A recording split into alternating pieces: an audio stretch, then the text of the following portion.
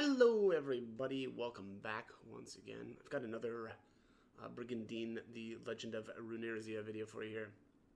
So this time we're going to talk about the Runeknight classes. And we're gonna do kind of like I guess I don't know if I would call it like the generic knight, maybe non-unique knight classes. Right, because you've got, let me just see if I can find him here. Yeah, so you've got like, the ruler classes, and those are obviously unique. They are specific to each of the rulers, and then also there's characters like Pick.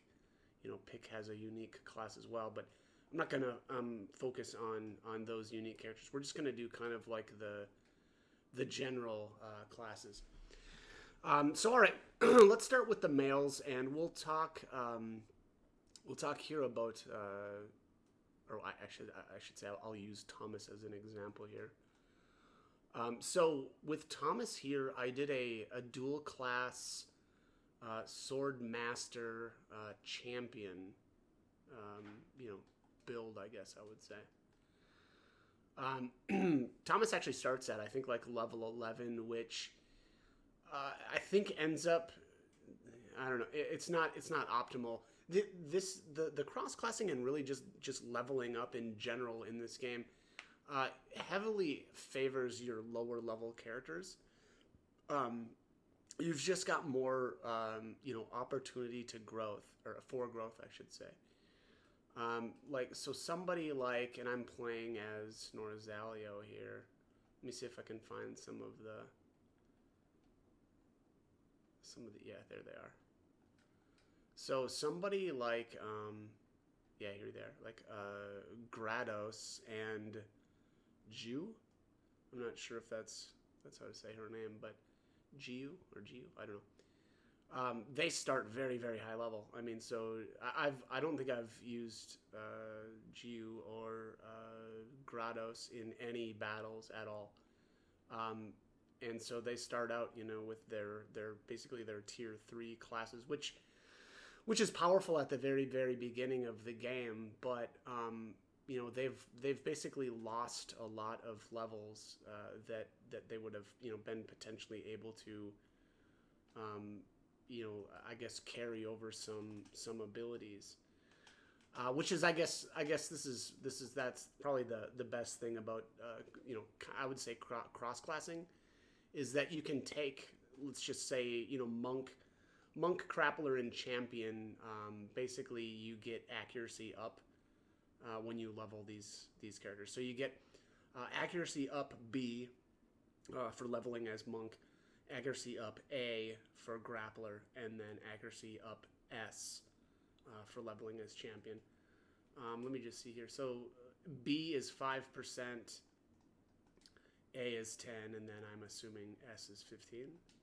Oh, 20. That's a huge jump. Wow, that's amazing. I it's funny.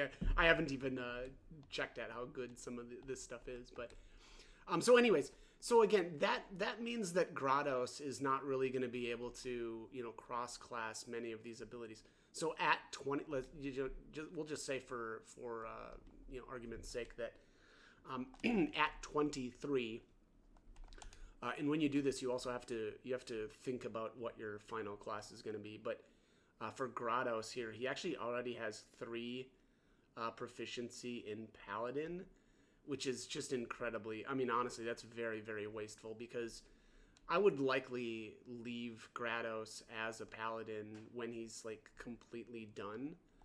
But I would probably want to, yeah, I guess use like Monk to get really, and we've only got basically 5 levels worth of accuracy that we could get on him.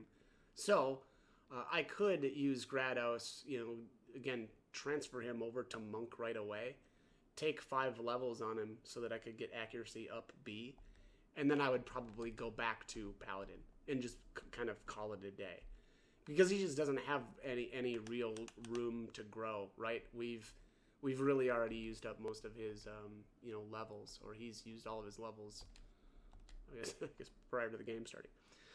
There is an exception, though, to this kind of rule. And that's actually kind of in two different ways here. So you've got the Enlightenment Scroll. So this says it's a scroll that boosts a knight's proficiency tier. So basically, if you can look over on the right-hand side there, you see his proficiency is at 3. Now, if I used 2 Enlightenment Scrolls here, I would be obviously at proficiency 5 as Paladin. And so I could cross-class some of his abilities over to something else if I wanted. But again, if you've gone down Paladin, honestly, at the end of the game, you probably want to end as Paladin. So he would basically only, let's just say that I cross-classed him over to whatever, Barbarian or something. The only thing from Paladin that he would actually take is Divine Ray. Because none of the other abilities are transferable via or from Paladin. Paladin only, carries Divine Ray over, which is, again, really lame.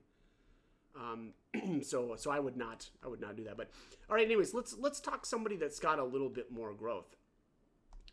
Let's find Thomas again here. Here he is. Again, I think Thomas will always join at level 11. I think he's a quest knight, and so really any nation can get him. And again, he'll join at like level 11, which isn't actually great. It's funny. Lionel and Hughes here are actually probably even better because they start at lower level. I don't remember. I think Lionel might actually start literally at level 1, so he's got basically infinite potential. But again, let's just going with Thomas here. We'll talk about the different classes. So fighter, all right. Fighter basically the ability. If you take 5 levels of fighter here, you'll get HP Recover B. So that says it recovers 3% of max HP at the beginning of every turn, and so. Again, let's just say you do 5 levels of fighter, right? We'll just, again, pretend that we were level 1. Taking 5 levels of fighter gets him to 6. At which point, then I would recommend, and usually the way I build is to actually go monk and get the accuracy. Accuracy is just very, very important. It doesn't matter how hard you hit if you can't hit things. So I love cross-classing monk on really all of my physical classes. So let's just say, like, if I started as a thief instead, I would still after taking 5 levels of thief, I would go over to do the 5 levels of monk to boost up that the accuracy. Now with the thief, I suppose to be fair. I think some of their quick cut and steal. You actually can miss with either of these two, but I think thief gets it must be treasure hunter. Nope, I'm sorry. Yeah, it is. Oh no, here we are. Okay, so draw trick. Draw trick is actually an amazing ability that never misses. So. To be fair, at least Thief has some, or at least a ability that's amazing that doesn't miss. So less dependent, I would say, probably on getting accuracy with Monk. But that's not the only ability that Thief has though as well, right? So some of these other abilities potentially can miss. So. Still, honestly, in my opinion, very important class. And I would say that, again, if you're thinking about doing, physical classes at all, I definitely highly recommend getting Monk's accuracy. So, okay, anyways, going back to Fighter here,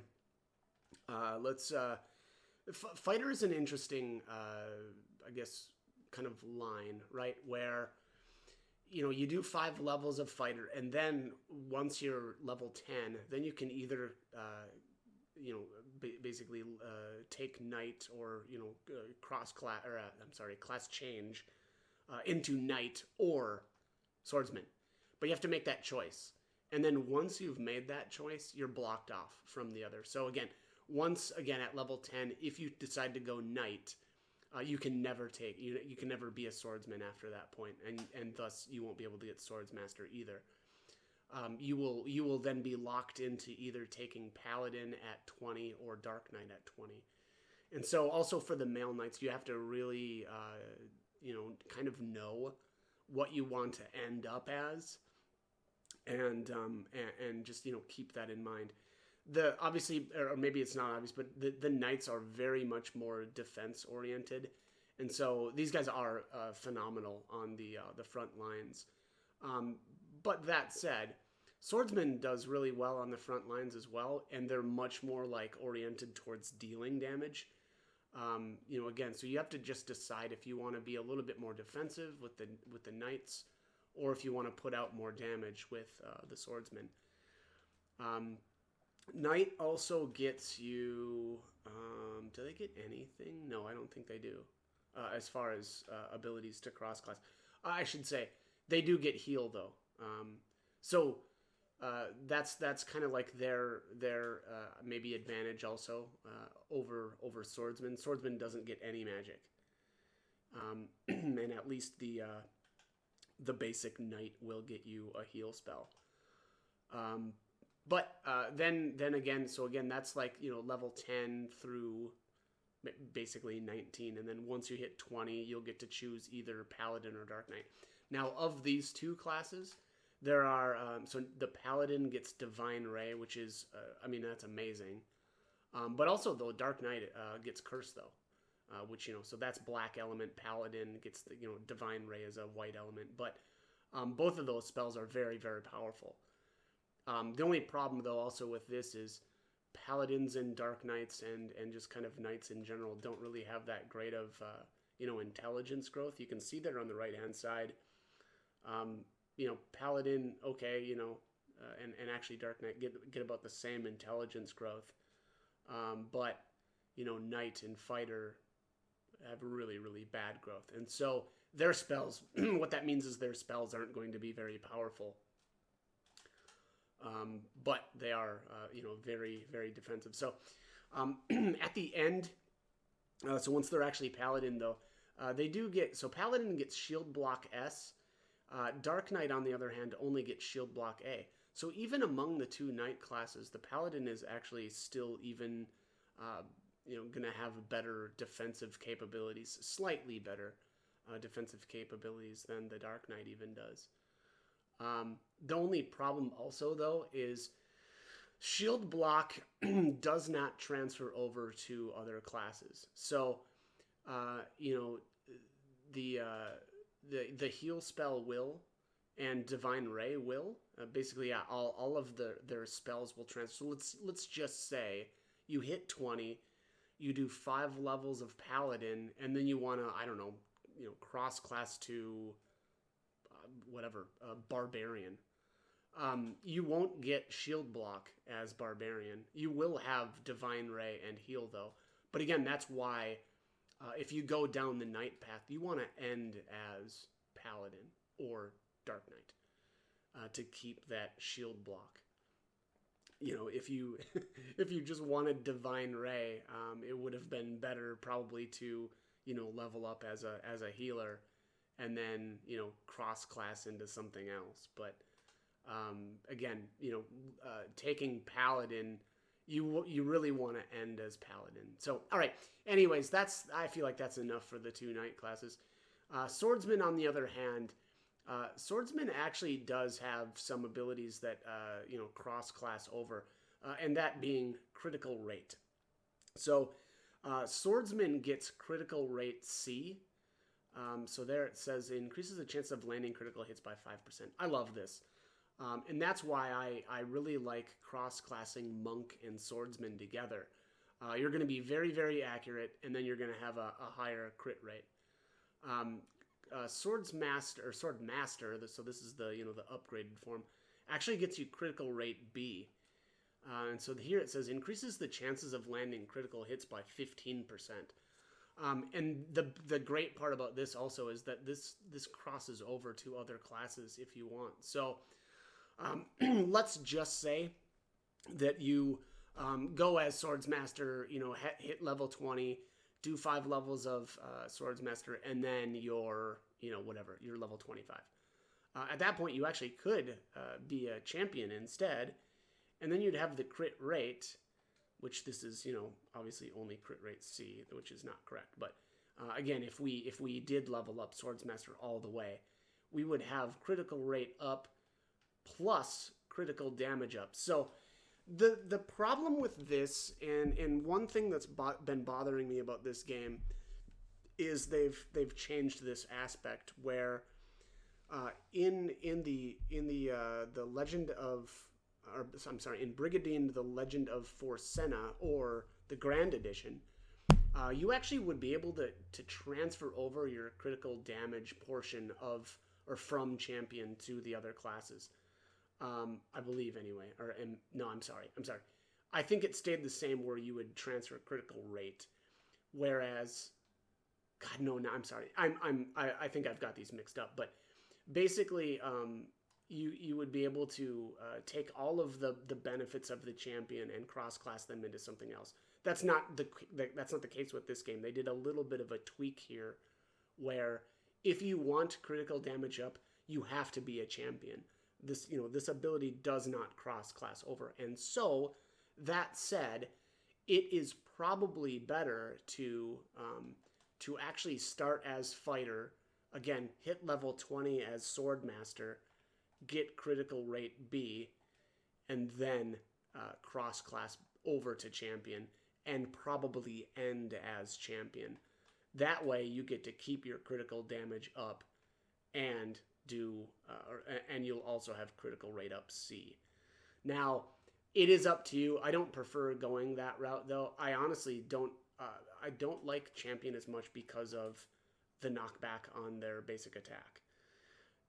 And mostly because when they get attacked, they'll counter with this and push the enemy away from them, and then it's harder because of the way I play to actually deal damage to the enemy characters. So again, I prefer to take 5 levels of champion, get the accuracy up S, and then I go over to fighter and do Swordmaster.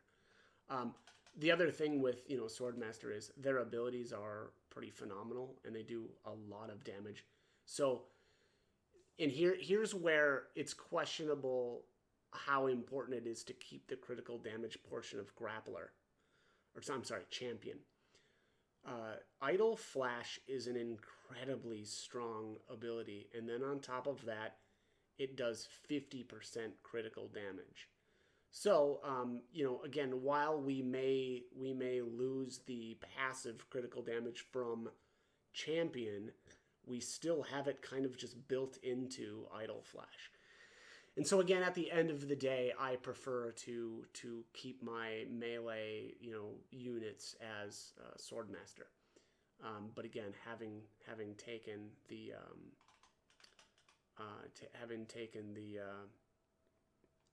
the accuracy from Monk. Now, one other kind of interesting thing here. Let me see if I can find. Actually, we'll just use Thomas again here. So let's just say again that you've built, as I have here, champion, and this is, if you notice there, I've already got 5 proficiency in this. Well, let's just say that we want to end as a Swordmaster. He's only level 25 right now, if you noticed.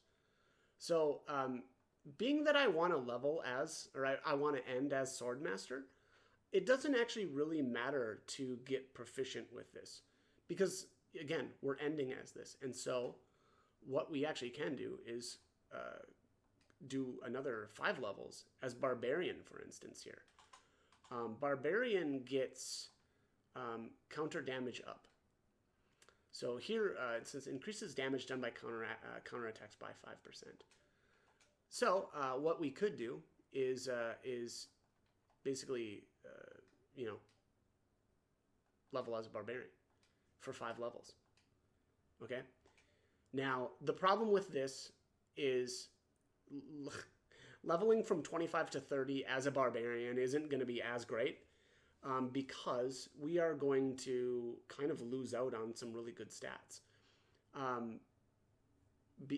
Because, stat growth on a Barbarian is not good. So that's while it's an option, I don't know that it's entirely a good option. You know, it seems cool, right? Because then we would be able to cross class the counter damage portion of Barbarian over to Swordmaster, right? And have a, you know, a fully upgraded Swordmaster that had all of the abilities from the Monk, and then another 5% counter damage from Barbarian. But again, losing out on the 5 levels of really, really good like swordsman growth, and only getting the Barbarian growth. You can see there, that is a huge difference for your growth. You know, you're actually losing strength, you know, each level. You're losing a ton of agility per level, HP. You know, I mean, basically in any metric, the Barbarian has worse growth. And so, honestly, while that's kind of cool, at the end of the day, it's probably not that good. Uh, and one thing that you could do actually instead is okay. So let's you know, and honestly, also this isn't that viable, but I want to at least throw it out there. What we could do here is, okay, so we're level 25. We'll transfer him over to Barbarian, and I actually don't think I've got enough items to do this either. But at this point, we could use Enlightenment Scrolls. And so if I had 5, which I don't, unfortunately, I could use these Enlightenment Scrolls to bring up his proficiency to 5. You know, and then you know, basically cross class into whatever, change class into something else. Even at that point, you know, we could do, you know, at level 25, use the 5 Enlightenment Scrolls on the Barbarian, and then at that point, we'd actually be able to transfer over to Berserker. And then, you know, again, I guess you could level from 25 to 30 as that Berserker, and then you'd even have a stronger, you know, counter damage. You could get that up to the 10%. Yeah, Vikings got 20%. That's nuts. And so at the end of the day, you could make a very, very, very powerful you know, a character if you had enough of those Enlightenment Scrolls. But I'll be honest, that's not realistic. And if you've got so many Enlightenment Scrolls that you're able to do this, you've basically already beat the game anyway. And so a lot of that stuff is rather pointless. But anyways, let's. God, I spent so long on cross classing, but it is very important, and I think that you can make some really good knights doing that. Again, I would say that because of the growth aspect, though, you want to do like, again, let's just say you're level 1 and you're a fighter. Okay, so you go from level 1 to 6 as fighter, and that will get you, you know, capped out on proficiency. And then you'll do level 6 to level 11 as monk. Now, you don't want to, you know, I mean, well, you could, but you probably don't want to go, you know, level 10, because at level 10, if you did knight first, or sorry, fighter first, then you could actually transfer over to either knight or swordsman at level 10. But then you would only have 4 proficiency as your monk. And so I think it's better to just finish that off. Hit level 11, and then transfer over to, it doesn't matter at that point. You can either do swordsman at level 11 to 16, or you could do grappler 11 to 16. Again, really your choice. But then once you've done, again, let's just say grappler in this case from 11 to 16, then you'll go over to swordsman and do 16 to 21.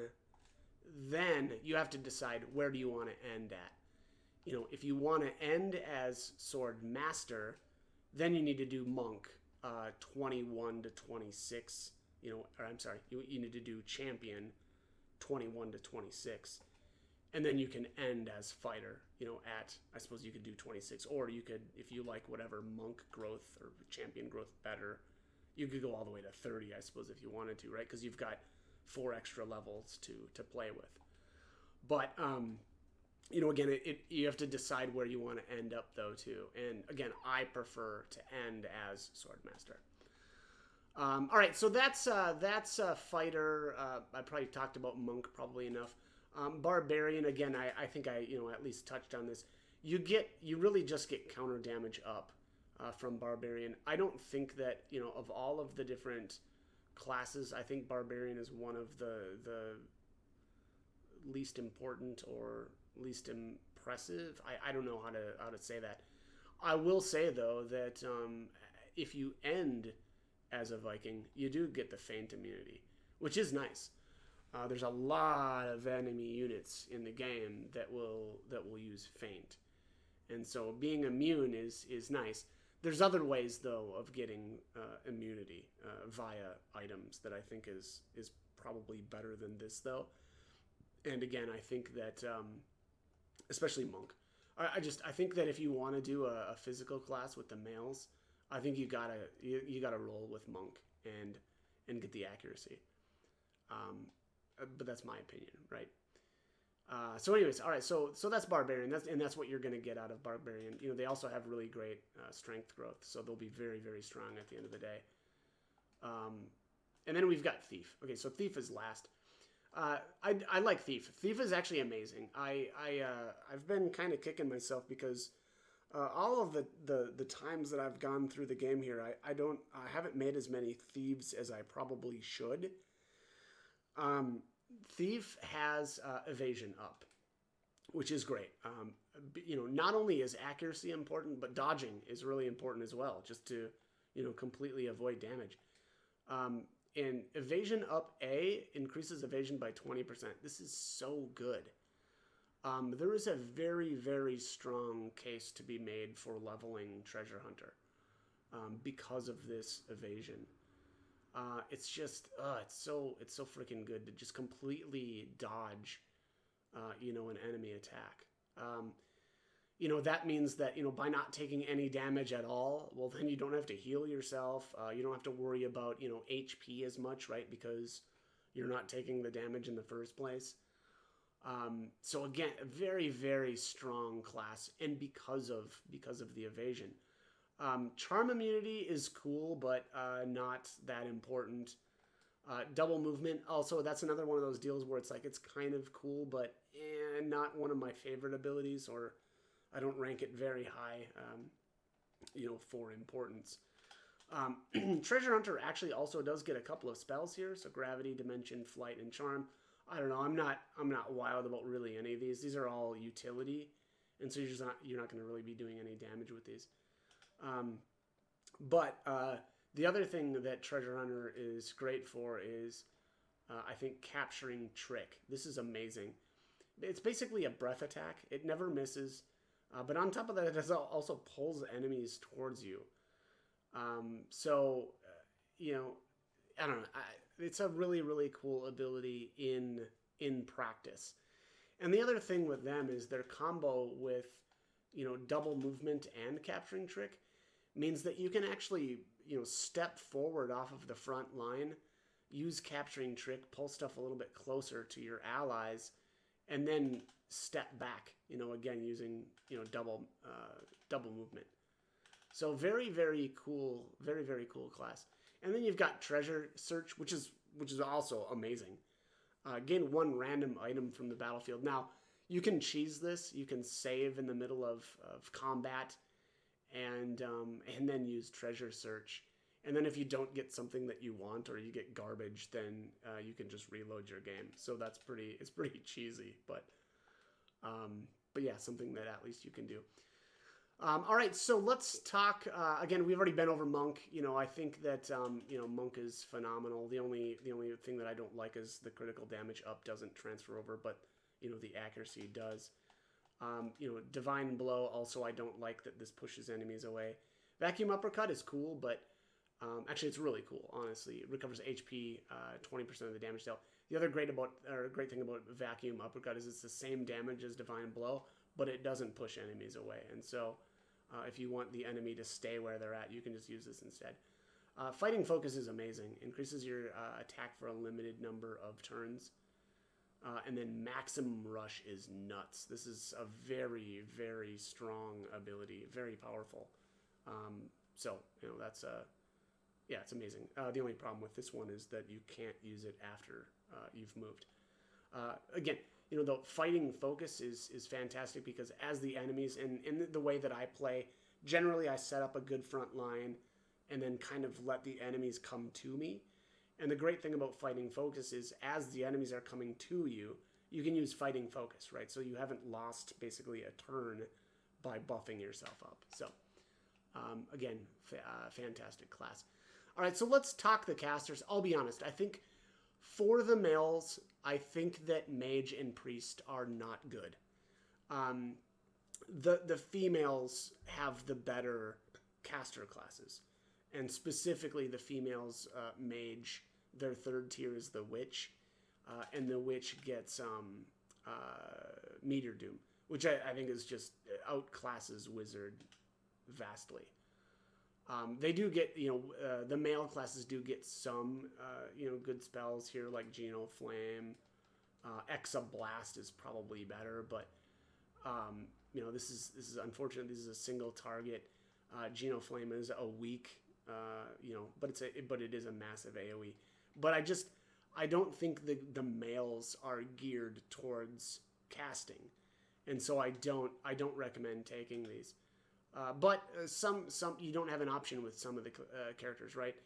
They'll start at whatever level 10, 16, and already have a bunch of levels under priest, and so at that point you're kind of stuck there, and and at that point you may as well keep going. But again, as far as the wizards go here, so mage, your basic mage only gets flame, power, and excel. Though not so bad. You can use the mage to buff up other units with power. That's not, unfortunately, though, the way that I prefer to go. For my mages anyway, I prefer to do kind of be on the offense. It's just generally the case that you want to be leveling your rune knights. And not like buffing up your monsters to kill off enemies, because you get more experience when you actually kill things. And it's very, very important to keep your rune knights leveling, to keep getting more and more rune power, so that you can afford to upgrade your monsters. And so things like power, while good, you want to be killing things using like flame. So that's the mage spells. So here they add weakness, which I never use. Maybe I should, but I don't. Again, but for the same reason, I want to be actually killing things. Magic down, that's cool. Reduces the magic power and resistance of caster. Reducing magic power of casters is really important, or can be really important, and also reducing resistance. So you'll just do more, magical damage to things. Again, that's great, but I want to be doing actual damage with my rune knights. Geno Flame, very, very weak, but it's an AoE, and so that can be good to reach. Do a little bit of minor damage to some monsters maybe, or a knight that's really far away. Venom, in my opinion, worst status effect in the game. I don't like poison, but Venom has a great range, and so that's the same deal. If the enemy is far away from you and it's really down low, you can finish off the enemy with Venom because of its range, and thus get really good experience, or hopefully. Flame, power, excel, already been over those. So here we add solid. I'll be honest, I rarely use this, but that's because I rarely use wizards. But that is a good status effect.